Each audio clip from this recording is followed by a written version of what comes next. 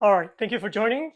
This is just a short video to make you understand how it works, what it is for product Sound Fastener.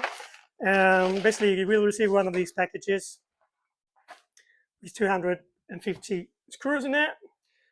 This basically is a screw in two parts with a spring in the middle. If you can see it correctly, I hope you do. And what you need to be aware of is that when you're going to be installing it, you will need to comprimate. Hard to see it on the video. Comprimate the screw. And how you obtain that is by, if I find my bits, there it is by pressing on the bit. If you don't press on the bit, it'll turn like that. Nothing will happen. So basically, you need to push correctly so you can activate the lower part of the screw. I don't see correctly if you are seeing that I'm activating it when I'm pressing. And this is how you want to be. The whole time you screw it inside the wall. If you don't, then if you release before time, then it might collapse totally. So you need to be aware of that. This is the first thing important, is that you need to press all the way along until it's in place. I'm going to show you how it works. So this panel is a standard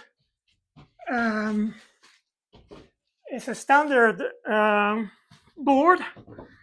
It is approximately 9 kilograms per square meter. So this is not the Type X. This is a 1/2 inch. This is a 1/2 inch. It's not a 5/8. 5/8 is not working very well. We can try later if you want. I'll show you, but it's not working the best. And the standard one is a 9 kilo per square meter. So if you want to drill directly inside the panel, you need to have this kind of panel. Otherwise, you will need to drill a pilot hole, and I will show you afterwards. So how do I do when I'm on my own? I just use a standard screw at the beginning to hold the panel, to hold the board. So I guess this is quite centered, I hope. Should be anyway. Okay, this is what I do. I just put one standard screw in the panel and then it's holding. Then I can install my Sound Fastener. So I'm going to take my special bit for that. I'm always using a bit holder. Why? Because when you're using one of these bit holders, you can make sure any single time the screw will be in the right place, because when you will reach the panel with the bit holder, you won't be able to go further. Not possible. Then the Sound Fastener, this is the bit, then the Sound Fastener will be precisely 1 to 2 millimeters underneath the surface of the board. So this is what we're looking for. So you just place few bits in this holder. Remember, you need to comprimate so that it works. So the whole time I'm going to be pressing. You won't see it much, but yeah. So this is how you do. You just come here on the side of your panel, press, and don't release until you touch the board with your bit holder.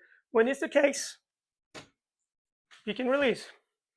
And you will notice, I can show you directly for the first, I can take the whole thing with me. Okay, I'm going to try to show you here. So we don't care about this distance between the wall and my stud. We don't care about that. This is not the point. The point is the panel here. I don't know if you can see it well. You see, you have this little gap, and any single time I'm going to put a Sound Fastener, in the wall, this will maintain this distance, 1 to 2 millimeters. And this is why you get the opportunity to lower the sound transmission is because since you don't have any contact, you may have something vibrating. When they are in contact, both of them are vibrating. As soon as one is decoupled, it's vibrating on one side, but the other one is not in contact. So it's not vibrating. Actually, it is, but quite less.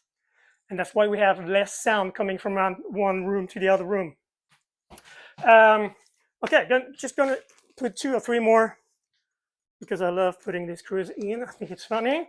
It's 10 screws per square meters, so that's a distance of, sorry, I'm talking square meters, I'm talking metrics, so you need to translate. So that's every 30 centimeters, 25, 30 centimeters. And if you're using a standard board, usually you have 7 screws per stud. Whether it's for the wall, whether it's for the inner ceiling, it's always 10 per square meter. There's quite good margins on that, so don't worry about that. One thing which is very important to notice is if you're working with single layer, which means just what I did right now. And now I'm talking to those of you who are going to be working with professionals, painters, plasterers. They won't like one thing. There's one thing they will not like at all. It's this. See it? The paper is a little damaged here. Same here. Which means that, and that's only for professionals, because if you're doing on your own at your home, you don't care, you can fix it easy.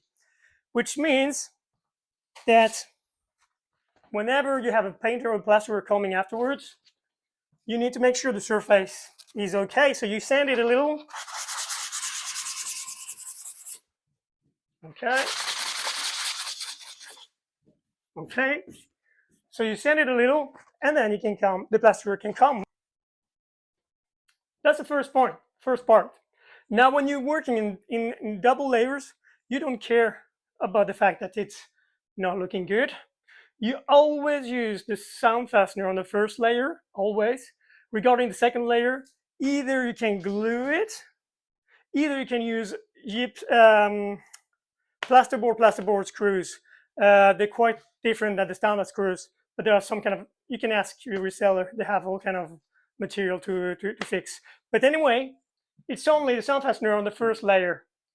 So if you're working with professionals, single layer, remember what we just talked about. It's very important that everyone is aware about that.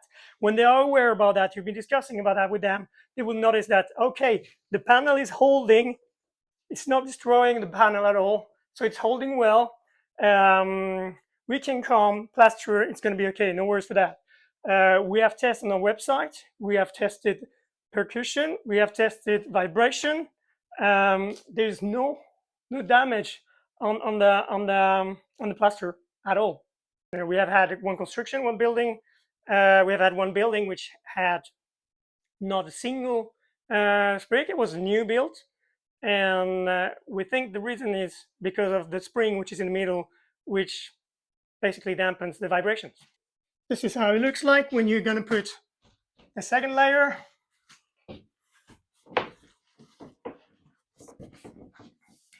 The second layer is going to reach the middle of your panel on the first layer. Everyone knows that. And the only thing you want to make sure is, here is the center of the panel. We can see it on the panel. You got little marks. If you don't, you can do it yourself. But I guess you do have it. This means that I have a stud just behind there. And this is exactly the difference between a standard screw and sound fastener. A standard screw, you would want to have the screw through both layers into the stud. Not in this case. With a sound fastener, you want to have the first layer, which is decoupled from the studs, and the second layer, who's just on top of the first layer, but not into the stud. So basically, you want to avoid this middle part where you have the stud behind. So you want to be like, well, maybe 5 to 10 centimeters on the right side, so you're sure you won't meet the stud, and then you won't affect this little gap we're looking for to reduce the sound transmission. So this is where we put it. Then in my case, I have these special screws, which are plasterboard screws. I think they're quite convenient. Well, the ones I have here are a bit long. We don't care. It will be working now.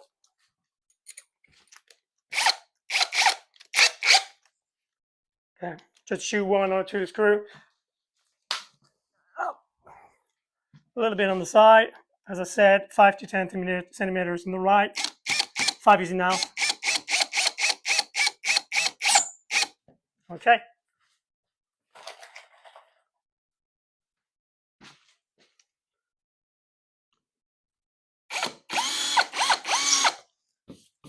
And that's it.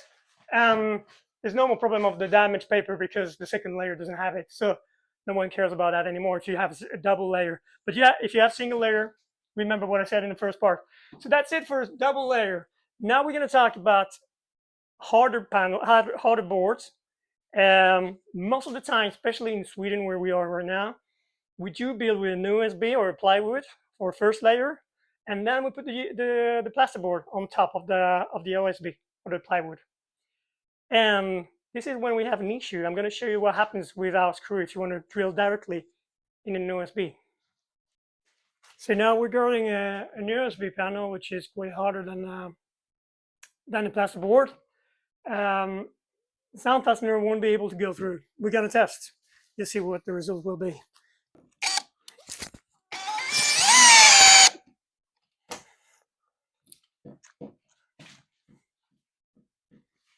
Okay. And now it's going to get a little technical.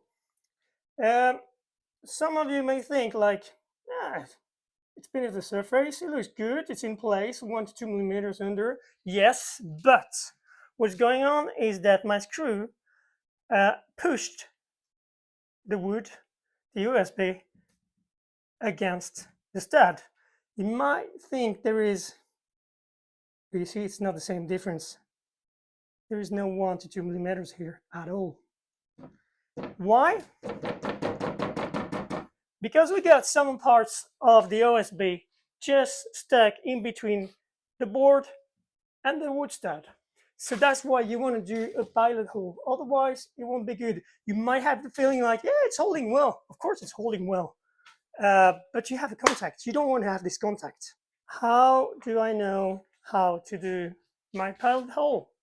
It's quite easy. I know I have my stud here. I need to have a hole here. So every 34 centimeters, from 2.5 centimeter from the 2.5 to up to 4 centimeters on the side of the board. So I have 25 centimeters, 30 centimeters, something like that, 25, 30 centimeters in between each hole. And from the side of the panel, I have 2.5 to 3 centimeters. So of course, in this case, I have a wood drill because this is wood. Would it be another kind of panel? I will show you. I have a Thermacell, which is exactly the kind of the Type X panels you guys have. It's a plasterboard, which includes some fiber in it, and you won't use a wood drill. So you're seeing how I do it myself when I'm on my own.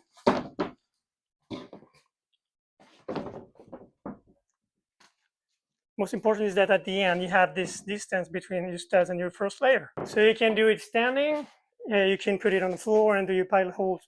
You do as you want. There's no. What is important is that you have a 10mm drill, and where you have decided that you will have your pilot holes, you just create them.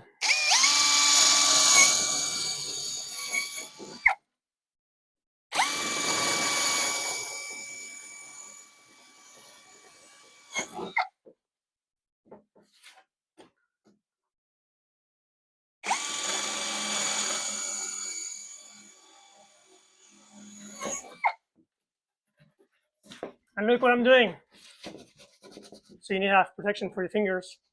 I'm taking off all the wood which is behind when I have drilled this hole, just to make sure I don't have any contact between my panel, my first board, my first layer, and the board.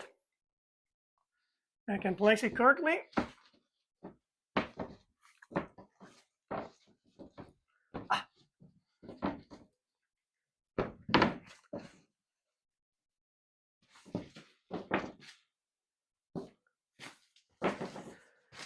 take away more Sound Fastener.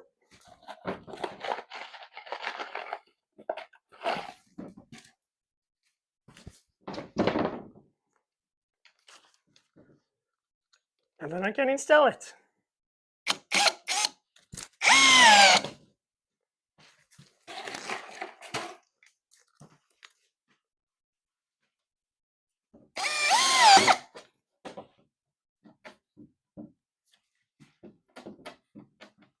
And it's much better than when I try to drill to screw the Sound Fastener directly in the panel. Let's see if you can see this little gap here. Is it? Yeah, it appears in the video. Yeah, you can see it. So it's a slight difference, 1 to 2 millimeters, but that's quite enough to make sure it's decoupling from the studs. And then when you've done that, you can put your second layer on top, exactly the same as we did with double plasterboard. Either you glue it on, either you use special standard screws. In this case, I would use standard screws, and that's it. Just think I need to avoid to meet the stud. Okay, I can basically show you now a few more panels which are a little bit harder, and that might be the ones you think are standard boards, but then you will need to use one of these drills. And I'm going to show you how it works. I got a few panels. Just to show you one panel. This is a classical. It's a bit harder. Yeah, 12.5. Basically, it's a half-inch panel, but it's harder. These ones are used for the floor. They can be used for the inner ceiling as well. And that's the case of the Typex you guys have in the US. They are quite harder. You won't be able to install directly the Sound Fastener in it. If you do try anyway, this is what will happen. I will show you. One screw.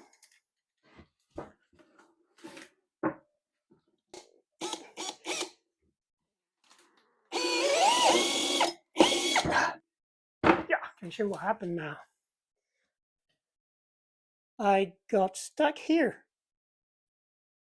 This is not penetrating at all, because where I have the spring on the Sound Fastener, it's too wide to get inside. So that's why you need a little pre-hole. I'm going to show you how it works with a pre-hole. Yeah, I put myself on the floor. I do that a lot with my panels. When I need to drill pre-hole, I like it doing it on the floor. Depends on how I'm doing standing. So it's always the same thing, about 2.5 centimeters from the side.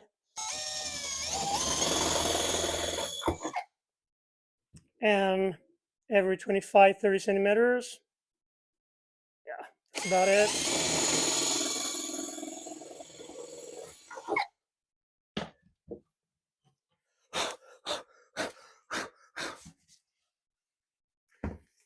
See behind, we still have a bit of paper.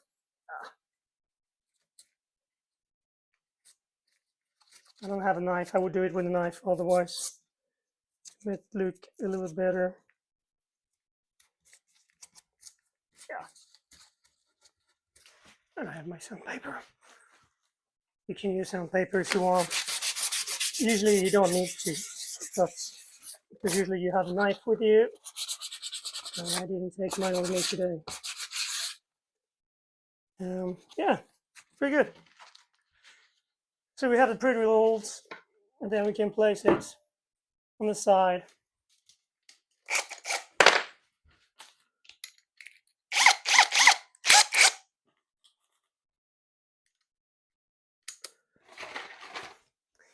And then exactly the same process then, like with the OSB panel, the wood panel. Just press it. Once it's reached, it's inside. And of course, I'm not standing, but you'll still have this effect. I can show you afterwards. After the seconds, probably will be better.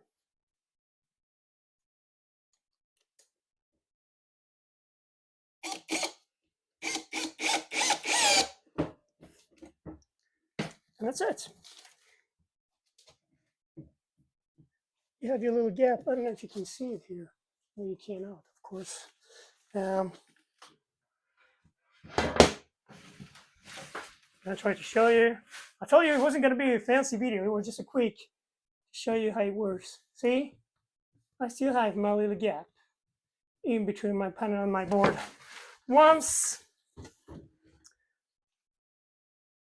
the whole layer is completely installed, it's not moving anymore. It's hardly moving. You cannot notice it. You will never notice it. It obviously seems to be moving, otherwise you would have some crackles, and you don't have any such kind of thing. So I can imagine it moves somehow, but you'll never notice it. Yeah, and it's the same with all kind of harder boards. This is the hardest board I know. We call it a Thermacell, and it's like your Typex. I don't know if you see. Yeah, you can see it now. You see this little fiber? It's because it's a panel which has fiber inside, which makes it very much stronger. It's good for the sound, actually, but it's even better when it's regarding fire resistant. But it's working as well. It's just you need to do a pilot hole.